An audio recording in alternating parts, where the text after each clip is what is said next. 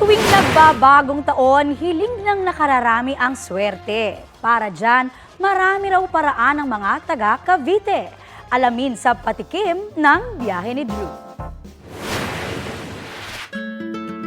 Ngayong bagong taon, kanya-kanyang pakulo para kapitan ng swerte. #claiming it. Mula sa mga kwentong bagong buhay ng mga Caviteño, Talagang ito yung business talaga na masasabi ko na pwede akong i-recover ulit mula dun sa pagkakadapa. Hindi naman ako binigo. lechon, nakapagbigay daw ng malutong na swerte.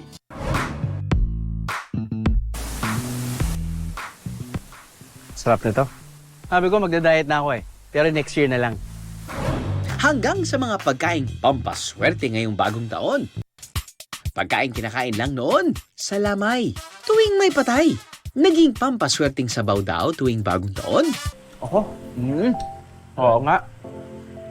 Wow. Ito na lang siguro yung... Wala, ayoko namang may mamatay, no? Pero... napakasarap po nito. Sinabi ko naman hindi lang na Hindi niya sa na lang. patay. Opo. Kundi para sa buhay. Tama po. Pampalakas to para lalong mabuhay.